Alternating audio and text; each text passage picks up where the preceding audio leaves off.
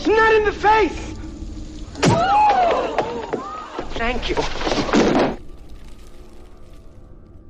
Hello and welcome to Hey, Not the Face with your host, John Nash, and your producer, me, Steffi Haynes. And today, our entire show is going to be about boxing, with the exception of one tiny little note. But before we get into all of that, I would like to encourage everyone to please subscribe so that you have access to our bonus content. And, because times are tough and, we could use the boost. Now, let's check in with John and see how his week has been. Oh, good. Except this cough I still have a lingering cough, as I'm sure everybody's aware of. And I am sure you're going to hear it today. It's going to make an appearance in the show at some point. But other than that, I'm doing fairly good. Awesome. I'm glad to hear that.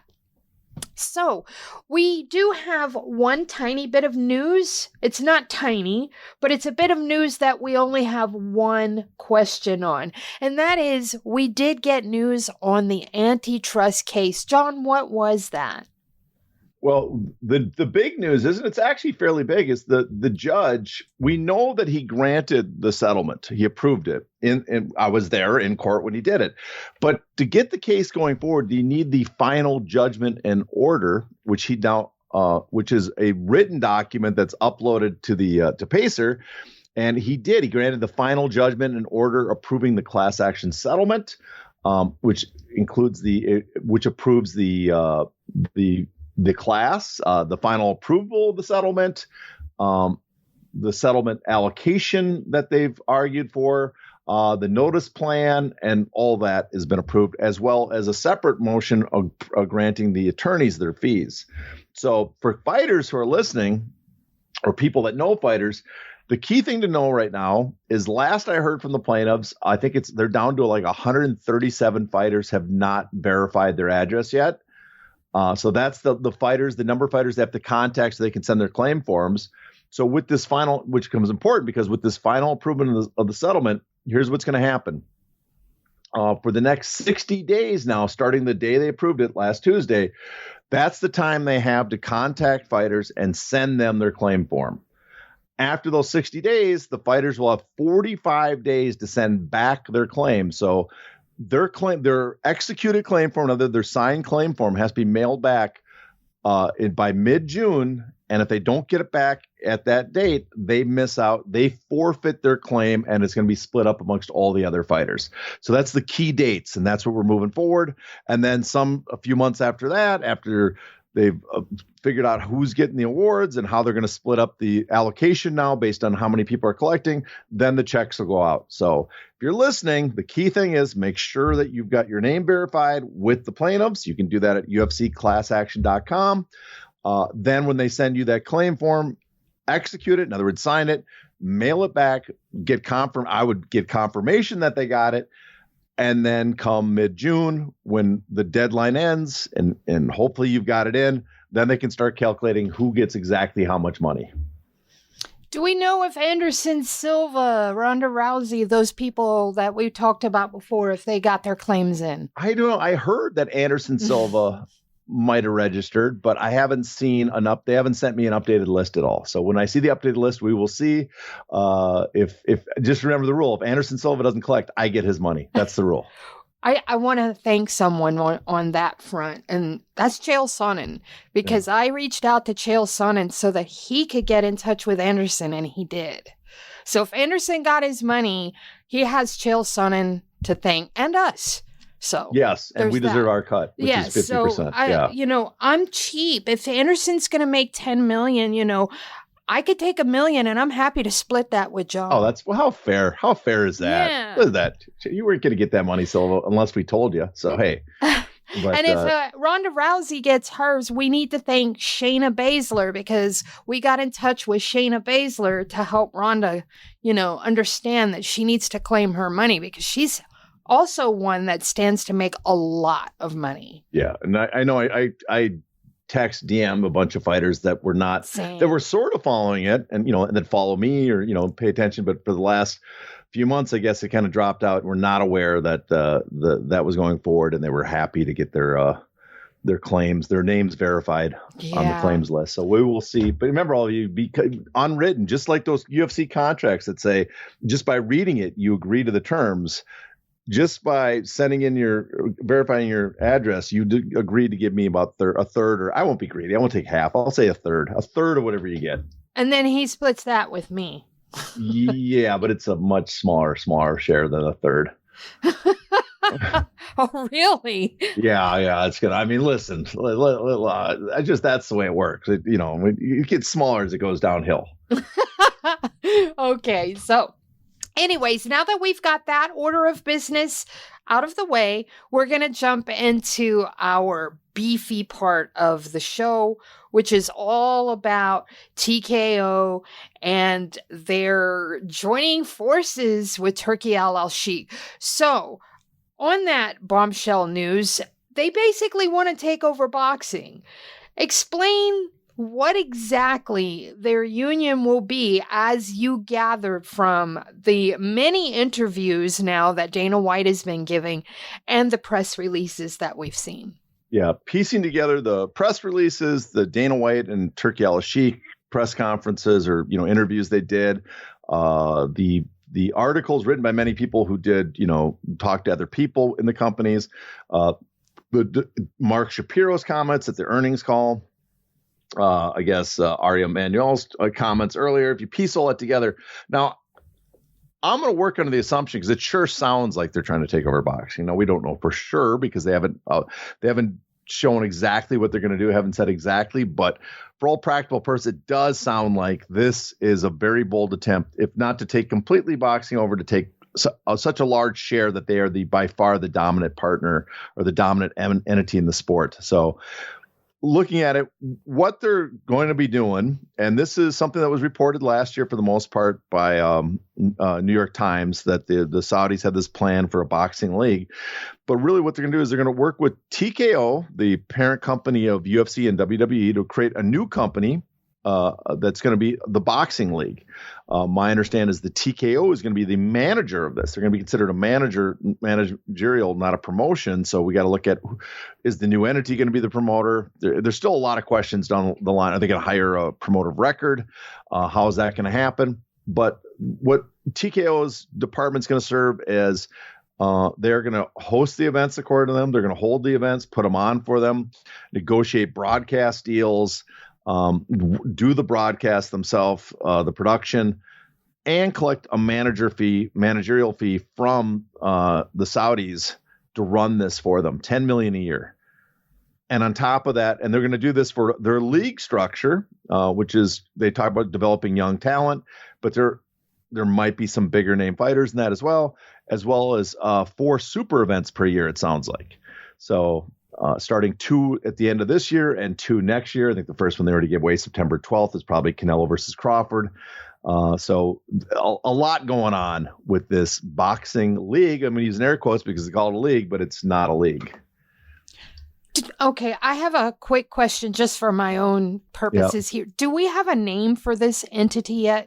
We do not have a name yet. Okay. They have not announced what the name is going to be, so we are waiting for that. But I'm on pins and needles. I'm sure it's going to be a marvelous name. Second part of that very incidental list of questions that I have is, in one of the press releases, or maybe all of them, they have been talking about a 2026 date. What is that?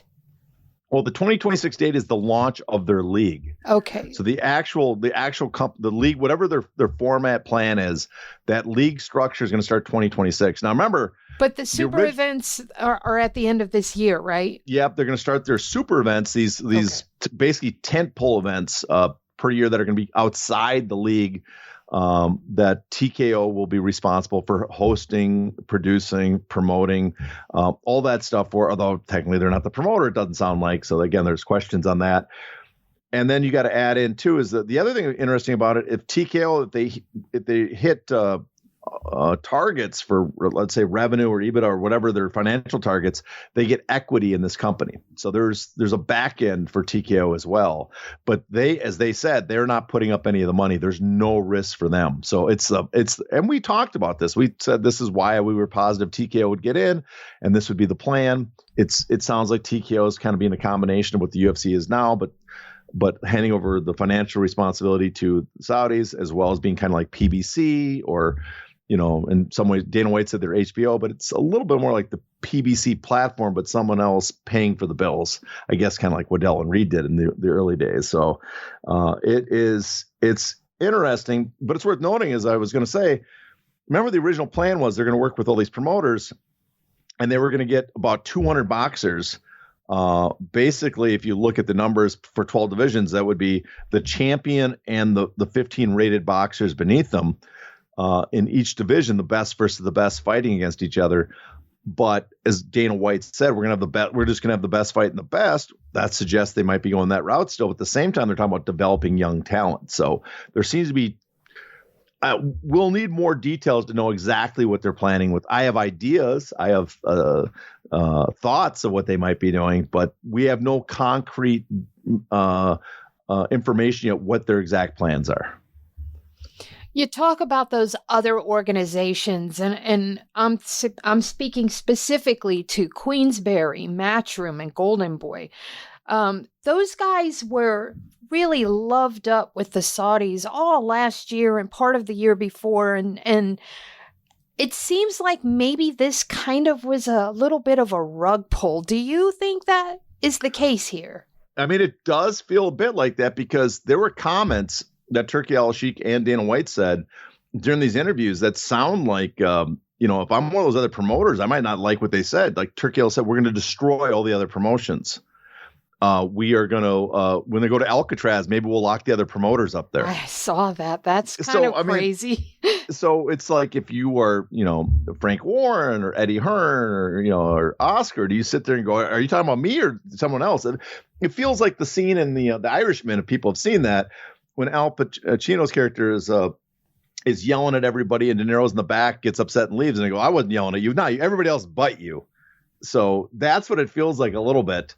And maybe, all of them are probably wondering if I'm included in which group, if I'm being the people being pushed aside, or having this happen to her, or I'm in good with them. But the other possibility is, though, too, is maybe these promoters are kind of aware of this, and that they're signed off behind the scenes, or they have no options, but because they took the Saudi deal earlier. We'll wait and see.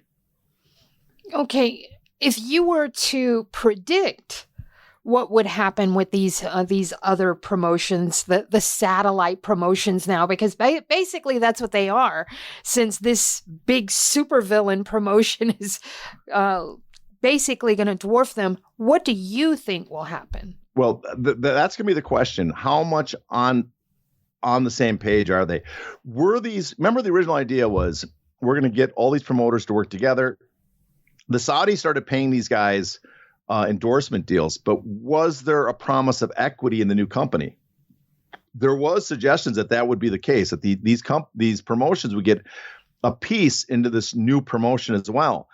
If they have a piece of the new promotion, they might not be as upset.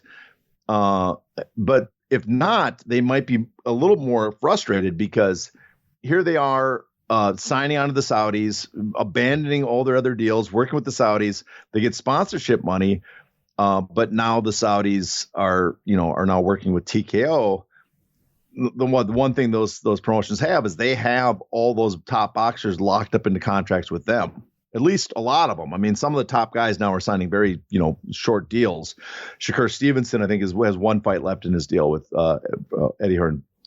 Canelo signs with whoever he wants. Crawford does. So a lot of the top guys are freely available, but other guys that they still have locked up. So they have that sort of leverage. But I mean, people were pointing out in a recent interview where Eddie Hearn sounded like he was thinking he might retire soon. And you're wondering how much, if you're reading between the lines, maybe that's something he's aware of what's going on now that TKO's entering. Maybe people are reading too much into it, but it is something to pay attention. So what is going to happen in these promotions? I mean, there's basically, we don't know exactly, but right now, I guess I'd be paying attention what's going to happen with the broadcast deals in the future, because I think that's the first sign of what's going to happen to those promotions. Let's talk about DAZN for a second, because I believe the Saudis invested a little bit of money into DAZN. So do you think that TKO will somehow end up with DAZN? I think it's very clear TKO has no interest in going to DAZN, that they're negotiating. They want major, maybe I'll take that back, maybe outside the United States, they'll have some DAZN deals. But I mean, the rumors is for this Canelo fight will be on Netflix, which Netflix will want the international rights, just like they have with WWE. So if that's the case, they're not going to want to be on DAZN. They also talked about they want a major broadcast deal in the United States for boxing. They think they can get it, and they probably can if they pool up a lot of the fighter resources instead of splitting it with all the promotions.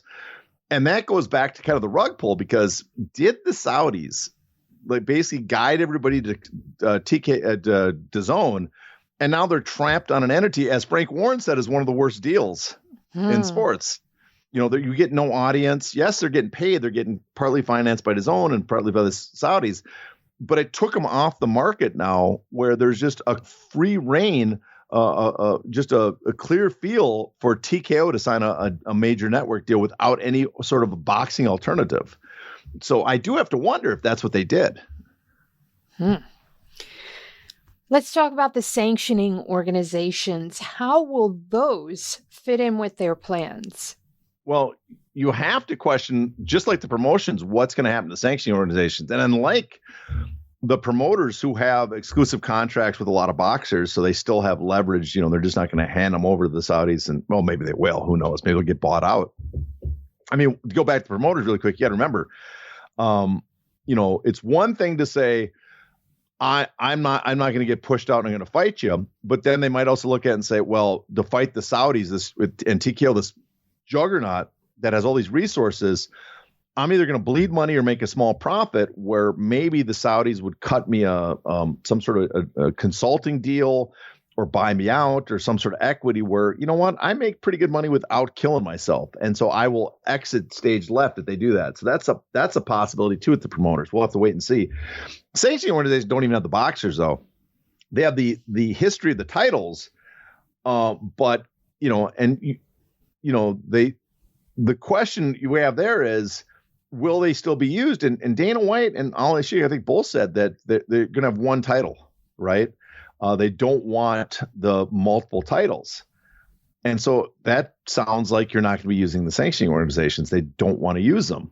The sanctioning organizations that the Saudis have been given money to, and again, might find themselves kind of in a similar state where they're basically being paid off to slowly starve themselves.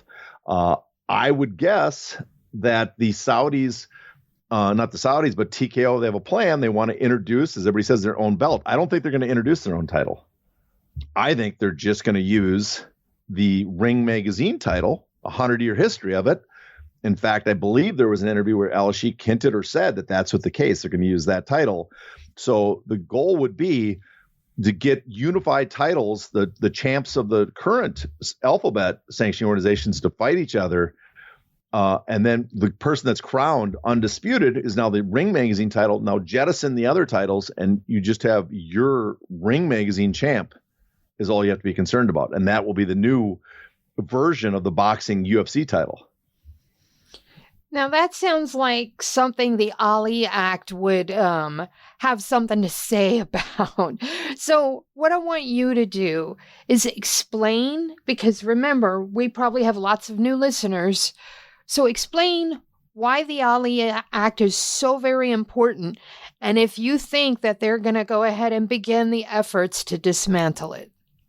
Yeah, this might take a little bit. We've talked about the Ali Act several times, so I am not going to go as in depth we have in past episodes, but I have to go a little bit in depth because we have to go through some of it. So the first part is the Ali Act was signed into law in 2000. It's an amendment basically to the Boxing Safety Act, Professional Boxer Safety Act. And it's the Muhammad Ali Boxing Reform Act. So what it did is it amended the previous act, and the Ali Act portion of it is dedicated more to financial protections than health and safety protections for the fighters. That was the purpose of it. And so they put several things in the bill, the act to protect boxers. One is before a promoter can collect the compensation for a fight, in other words, before he can collect the money, the revenue from the gate or the broadcast or the pay-per-view, he has to inform the boxer how much the event made, how much compensation he received for his fight. So that's one portion. You have to disclose to the boxer the amount they made. You're not allowed to do what's called coercive contracts. You cannot say that if a fighter wants to if a fighter wants to fight your guy, if his promoter and your promoter are talking like, I want my boxer to fight your boxer, you can't say the only way he can fight my boxer if he signs a contract that gives me 2-3 years on him. You can't do it. You can do that in MMA. We see it all the time. But in boxing, you can't do that. You have a limit. You can only ask for 1 year of a 1 year course of options.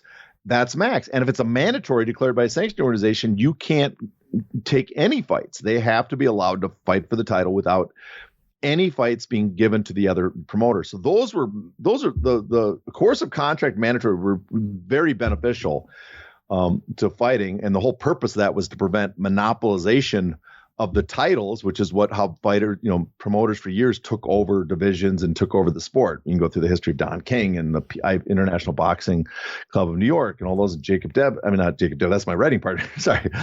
Mike Jacobs. Sorry, Jacob. So all that was in there. And then there's additional things. They have a firewall between managers and promoters. Promoters cannot compensate sanctioning organizations, just like sanctioning organizations can't compensate promoters. And that's one of the reasons why it's often interpreted that a promoter can't own his own title. There's a little bit of question there, but it does seem like a lot of people believe that based on actions. So that's a long list of some of the more important parts of the Ali Act. Now, there's a couple key things about that. Ali Act is an American law. So it affects Americans, American jurisdiction, United States, the 50 states, plus District of Columbia, plus Puerto Rico, plus the Virgin Islands, U.S. Virgin Islands. That's the area it covers. It also affects only 10 and 12 round fights. The Ali Act doesn't apply to lower tier fights because, again, the purpose of it was in many ways to protect the top guys because that's how you take over the sport. And so that's the key things about the Ali Act. Now we can talk about what happens if you dismantle it, right? First, wait. Yes. I was going to ask you, while you're telling us if you think they're going to dismantle it, go ahead and tell us how they would go about dismantling it. Well, the question is, how would you dismantle it? There's a lot of talk because they've hinted at it now that the Ali Act has flaws. Again, if you're a boxing journalist or an MMA journalist, and you get the chance to talk to these people, please ask them to be specific. What are the flaws you're talking about? I would really like to know what the problems are with it. I'm going to imagine that some of them, like, it doesn't let us have our own titles, or we have to disclose compensation, things that are actually very beneficial to the promoter, but are also beneficial to the fighter. Okay, so that's that. Now, I think at this point, I don't think they're going to dismantle the Ali Act. There is a chance down the line, and I wouldn't be surprised. Let's say, somewhere between 50% and above 0%. I think there might be a chance our man Mark Wayne Mullen could introduce, let's say, an Ali Act Expansion Act again, right? But let's say this one's written that if you have a governing body or a league structure that you are not bound by the Ali Act. Well, that would be in a perfect world, then suddenly Endeavor, or TKO, I should say, this new entity, no longer is restricted by the Ali Act, but all their competitors would be. Just a thought. That's one way you could possibly get around it. Introduce a bill that you're pretending is going to expand the Ali Act, but really has loopholes that dismantles it on behalf of, some very powerful, well-connected people. The other way to do it is not to dismantle it, not even worry about it, because, again, a couple things. One is the jurisdiction is the United States. There is a case that took place, Eccles versus I can't remember. Banner Promotions, Arthur Palullo Banner Promotions Inc.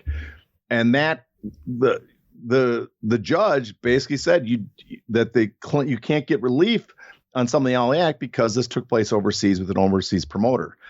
So one way to get around it is in the United States, worry about 8-round or less lower fights for a lot of their events. If they do that, then the Alalshikh doesn't apply. You're not concerned about it. And the other way is you go into title fights, and the more key things is that in those situations, you hold those outside the United States with either international fighters or American fighters signed to an international country in another venue. In other words, a Saudi company whose contracts are Saudi venue, and those title fights take place outside the United States. At least if you're concerned at all that someone might bring up an Alalshikh. And that would let you skirt the Alalshikh completely if you did those two things. Wow. And then also, again, as we mentioned, you want to introduce your own title. Well, you have the Ring magazine title. Ring follows the Alalshikh. They publish. It operates as a sanctioning organization, right? It publishes the rankings, ratings. It publishes a guideline, how they make the decision. It publishes change, lets people contest those rankings. But it doesn't collect fees from the boxers. And because it doesn't collect fees, there's less scrutiny and less, they don't have to worry about other portions of the Alalshikh. So as I said, they could take Ring Magazine's title, make that basically a sanctioning organization. Then as they bring fighters in and they're rated by Ring, and it'd be pretty easy to, get your ranking council to say, we're only going to, rate guys signed to us that we're working with as they're rated in the promotion. Well, you're not going to have the scrutiny of the other sanctioning organizations. But also you can ignore a lot of the Alalshikh provisions on mandatories by holding those title fights outside the United States with people signed outside the United States. So there's all sorts of ways that they could get around it. Yeah. So if TKO hadn't thought of that yet, and they're going to do that, I believe I deserve some sort of compensation, people. All right. So let's go on further then and talk about the athletes. But gentle reminder, please do subscribe because, we're into the portion now where we're in bonus territory. So this is a good time to subscribe. To access the bonus content of this episode, you must be a paid subscriber. To do that, go to heynottheface.substack.com and subscribe today.